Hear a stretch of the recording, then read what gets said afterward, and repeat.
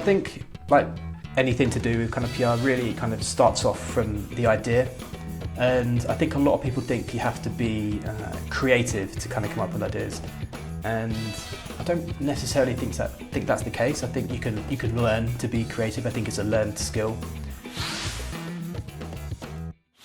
All right, welcome everyone to the Magic PR Show. I'm here with Mark. Mark, welcome to the show. Thanks so much. Mark, please introduce yourself and give us a brief background on your career journey into digital PR. Yeah, sure. So, my name's Mark Rofe. My journey into PR has kind of been probably a little bit different to maybe most people would. I actually started off probably like most affiliates did, knocking up a website thinking that I was going to get rich, and that didn't really happen. So I think the first step I realised is that I needed to get some links. Okay. And so early on, I kind of realised that if you want to rank in Google, you're going to need some links. So I've kind of flip-flopped from being in-house to then being an affiliate to then working at agencies. So yeah, kind of quite mixed. And now I teach people to do digital PR. So I have a digital PR course. It's called digitalprcourse.com. Love it. I know, original, I know. And I also run a couple of other like side businesses. I have a Christmas tree business in the UK, christmastrees.co.uk, selling and delivering real Christmas trees across the UK. Highly seasonal business, I'll tell you that. Love that. That's me. Love that. I saw that Christmas trees, and you actually have the domain christmastrees.com. How does that actually work? Are you actually delivering? You have a truck delivers to people's houses, or is that how? Yeah. So basically, I've partnered with a company, and my job is to basically get the sales come in, and I get them to fulfill it for me. And I look after the customer services and the marketing and etc. That type of stuff. I think it's a very tricky business if you were to do it just by yourself, unless you just did it like into like a local region or a local city. But even then, still a lot to do for one person, driving and delivering them. So yeah. Love that. So you talked about getting backlinks through like digital PR. I mean, there's other ways to get backlinks, right? But why did you specifically choose digital PR? Yeah, you're right. There's a few ways to build links, and I really like. Well, I think there's a couple of reasons. I like the links that you get from digital PR. Yeah. They're often on some of the most authoritative websites in the world. So the chances are those links are going to be useful for you to have. And to be honest with you, I think it's just more fun compared to maybe traditional link building, whether you're doing broken link building or building links to resource pages. I think that's pretty much it, really. I think every link will have some kind of value assigned to it. I think I'm not necessarily saying that digital PR links are maybe more valuable than some of the links you'd get from traditional link building methods. I think they've all got their place, and it probably depends on the link profile of the website that you've got already. But yeah, PR's more fun. Love that. So was there like a specific moment or like in time or someone that you found that's what made you go this way? I was like, because you could have went through other link building tactics, but you know what? Like, oh, I like this digital PR because it's fun. But like, how were you introduced to it? Yeah, I think, well, for me, I've always been launching like silly or like stupid websites, basically. I had just felt like I had, an itch to scratch, and I launched one. And it was just a silly website. It was called Edit My Ex. This is going back maybe 6 or 7 years ago. And it just allowed you to upload a photo of you and your ex. Maybe you've got a really nice photo, but your ex is in it. And yeah, just allowed them to, I would send it across to someone who would Photoshop that person out. So you'd get your perfect photo back with just you and your ex removed. And yeah, it picked up a bit of coverage in the UK. And I ended up going on TV for the first time on Japanese TV. And I think that was really that moment in time where I thought, this is a little bit more exciting. This is a little bit more fun, as I was kind of just saying. And I was actually I would never have called myself like a technical SEO, but I was doing some. I'd always say I'm like one of those T-shaped marketeers who can do a bit of everything. But at the time, I was doing more technical SEO stuff, and I was just done with the audits and the canonical tags and href, all that kind of stuff. It's just not me. So I wanted to move into digital PR. and I spoke to Carrie Rose, who's a friend, and she was just about to start an agency basically specialising in digital PR or creative digital PR, I think is maybe what she called it. And I just basically said, look, please just hire me. I'm done with this technical SEO stuff, please. And yeah, and she hired me, and it just kind of went on from there, really. Love that. Okay, so how'd you develop the skills then and the knowledge to do do digital PR again? Because I know there's a certain way you learn SEO. How would you say you would learn digital PR? I think probably I wouldn't say it's probably not too different to SEO. I think it's just kind of getting stuck in and just getting experience in it, really. And I'd done, like I said, a few like silly websites that have managed to get some pickup, but just to varying degrees of success. But I still didn't quite know what I was doing exactly. And I think from then on, working at an agency just allowed me to become more like well-rounded as a person, and get, if you're doing campaigns all the time for clients, you're just going to pick up and learn what works, what doesn't work, how maybe the press release should be formatted, or just being familiar with what publications are going to cover what. So yeah, I think it's just getting stuck in and having a go, really. Love it. Was there any specific mentor that you had? I know you joined Carrie Rose, but was she actually the one kind of showing you the ropes on that, or was there someone else that? I think throughout my kind of career, there'd been different people at different points. I think one thing I should probably also mention is that for a while I was like a domainer, so buying and selling domain names. And one person that really helped me with that was a man called Frank Paul. And I think the skills I learned from that really helped and I can apply them in digital PR as well, because when you're really trying to hunt for the email address of someone that owns a domain name, it makes you far better at finding the email addresses of journalists as well. So, I'd say people like him. I've worked with some people like Dan Barker and Carl Hendy. They were super useful to learn from. And then, Carrie Rose and Stephen Kenwright when I worked at Rise at 7. I probably missed off some people's names there, but they all helped in kind of different ways at different stages of my career for whatever it was that I was looking to do at the time. Love that. So I would love you to kind of like break down your career, like what position you started at, into exactly where you're at now, to actually developing a course. It probably would be helpful, wouldn't it? So I started off after university. I was actually an affiliate exec, so I was looking after affiliate programs in-house at a credit reporting company, and then on the side I was just trying to make my own affiliate websites in a completely different niche. And then I've tried to take roles in maybe kind of smaller companies, because I found that if I worked at a smaller company, I'm getting exposure to lots of different areas of marketing. So I've done some PPC, I've done some Facebook ads, I've done some email marketing, and I think that's what I tried to explain myself earlier as like a T-shaped marketer. I know if you know a little bit of everything, then it kind of helps overall. And then I really wanted to kind of niche down into more digital PR stuff. As I keep saying to you, I just found it fun compared to all the other things. But yeah, all those other things helped me to kind of do what I do now. And I think in terms of what led me on to create the course, I keep getting people asking me to do freelance work for them, and I just thought, like, you could probably do this yourself, and I just thought, well, why don't I create the course and help other people? And for me, I find that quite fulfilling, especially if someone's never done it before and then they do it and they manage to secure some coverage or some links. That said, it's not always easy. It's not always going to be a success straight away. Sometimes you have to have a few goes at it, and you kind of get there. Nice. Thinking about your career, I mean, what was one of your most memorable campaigns?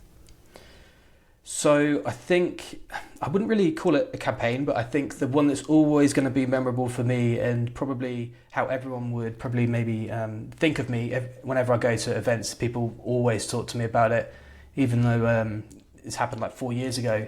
But you may even know about it as well. But I put up a billboard to get a date about a few years ago, and it went absolutely viral. And I think the word viral is used, quite loosely nowadays. So people say they got, a tweet got 100 likes, or I went viral. But this was like absolutely crazy. Like, I was on the Ellen show, the Jimmy Fallon show in the US and in the UK on This Morning. It TV shows in Australia, literally just boom, just everywhere.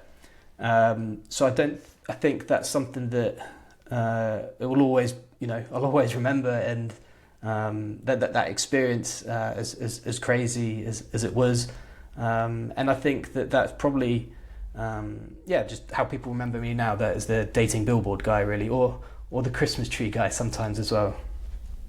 Love that. Okay, speaking about your courses, I want to kind of dive deep into that and maybe get take three like action items that we can get, or 3 tips from your course. I mean, if you were to give away one of your tips, what would be like the first one? Yeah, sure. So I think like anything to do with kind of PR really kind of starts off from the idea. And I think a lot of people think you have to be creative to kind of come up with ideas. And I don't necessarily think that's the case. I think you can learn to be creative. I think it's a learned skill, and I think being creative is it's essentially being an intellectual middleman. So taking ideas from one situation and then applying them to a completely different area. So I always say that ideas are fueled by consumption and not creativity. So what I mean by that is you need to just be consuming other campaigns, understanding what works or what doesn't work, or TV shows, and just looking at like understanding what people are doing now and how that could maybe be turned into a campaign or kind of a headline. And I think one of my main tips for coming up with ideas is to take the industry you work in and just try to find a problem in the industry. And when you take in that problem, can you try and solve it in a creative way? So I'll give you an example. So with my Christmas tree website, a lot of people have cats and they're always trying to climb up the trees. And my solution to that, as creative solution to that, was to basically create a cat-proof Christmas tree, which is the same as a normal Christmas tree, except it didn't have any of the lower branches, and it looked absolutely ridiculous. So it just had the branches at the top, but no branches at the bottom. And I put that out as a product, a piece of product PR, and I managed to get some coverage with that. Mm. So taking that same idea, I could alternatively try to solve that problem by giving an expert piece of advice or commentary. So I could say, if your cat is climbing on your Christmas tree, put orange peels on it, on the tree, or oranges around it, or anything that cats don't like. That will help keep the cat off the Christmas tree. And then another way is sometimes, depending on what the problem in your industry is, if you just tell people about the problem, so tell journalists about the problem, sometimes that's enough in itself to kind of be the story. Another Christmas tree example of that in action would be that a couple of years back now, it looked like we were going to have a shortage of Christmas trees after I spoke to my Christmas tree farmer. So I just put that piece of news out to the journalists, and that just went everywhere. And I ended up on Sky News talking about that as well. So I think that's probably my main tip in terms of coming up with ideas. Try and find a problem in your industry, solve it in give an expert tip to solve it, or solve it in a creative way, or just tell people about the problem. But really, I think if you can't do that, just look at what's working. I think one of the best things about PR is that everything is just out there. It's out there somewhere on the internet. You can see other people's campaigns. You can see the headlines. Just check out what other agencies are doing, what's working for them. Is there something that you can use as inspiration for yourself? Obviously, don't plagiarize or copy, but by just looking at what others are doing, you're going to be able to make connections and come up with ideas much easier. Love that. You spoke. You mentioned talking to journalists and connecting with journalists. I mean, that's big in digital PR. So I'm curious, how do you start building a professional network of journalists? Yeah. So I think that you can get coverage without having a relationship with a journalist. I think there's maybe a little bit of a misconception. I think as long as your story is good. So I think that's kind of first and foremost. If you've got a good story, you don't really need a connection with a journalist. But that said, a connection with a journalist is always going to be helpful. It's always going to give you an advantage over not having that. But I think the best way really is to be helpful and to be human. And I think that by being helpful, I mean just sending them good stories, or if they ask for something from you and they ask for it before a certain time, make sure you kind of stick to that and don't send it later. Just kind of being reliable in that respect. And yeah, and just being human. I think, just thanking them for coverage, or even just one thing that I think gets a little bit lost when we're emailing each other is just even just having your face as the icon when you're sending the email. You know what I mean, when it pops up in Gmail or on Outlook, or even in your signature, and maybe having a link to your Twitter bio as well, so they can go check you out on there, and maybe they'll follow you, because I think basically being helpful and being human is going to get you remembered for the right reasons. So next time that your name pops up in the inbox, they're probably going to check it out, rather than just maybe completely ignoring you. Love that. Okay, so if someone really wants to get into this field, get a career in digital PR, I mean, what would your advice be to them? I think it depends a little bit. So I think if I was fresh out of college or university, I would probably tell that person to go to an agency, because you're going to be working across a wide range of clients. And when I say agency, I mean one that does good work in kind of digital PR. You're going to be working across lots of agencies. You're going to get an idea for basically what makes a good campaign and how to run it. It's a fast track, right? Mm-hmm. I think otherwise, it's just a case of like I said earlier, just getting stuck in, or alternatively, like buy my course. I mean, that would probably be helpful. I mean, I've had a few people sign up and no one said anything bad about it, so I guess it must be okay. And also, I've just paid my tax. I'm living in Spain. I've just paid my taxes, and I could do with the money to buy it. But alternatively, I've just launched a newsletter giving out digital PR tips each week. So love that. That's at tips.digitalprcourse.com. So it's just weekly tips on things that might help you with anything to do with digital PR, might help you get coverage, or might make your life easier. But yeah. Love that. Okay, so as we wrap up here, I mean, where do you see digital PR going, like in the future? Like any emerging trends you see that's coming? Yes. So I think the media industry has been absolutely decimated. There have been layoffs, and both in the US and in the UK, thousands of people, journalists have been made redundant. I know that I think just the other day, Condé Nast were on strike, and I think when that happens, it makes jobs as PRs a little bit trickier. When journalism trims its workforce, PRs like tread a narrower path. So I think we're in a situation where we've got an imbalance, shall we say. We've got significantly more PRs now than kind of journalists than before. And I think that there are maybe lots of PRs sending the same or very similar types of stories to the same publications and to the same journalists. Basically, there's more competition. So I think it's got more difficult. So saying that, I think a trend that maybe would be helpful, or maybe to kind of counteract that a little bit, I think would be newsjacking. So that's just kind of hopping onto a trending, news event or topic, and and basically responding as quickly as you can with it.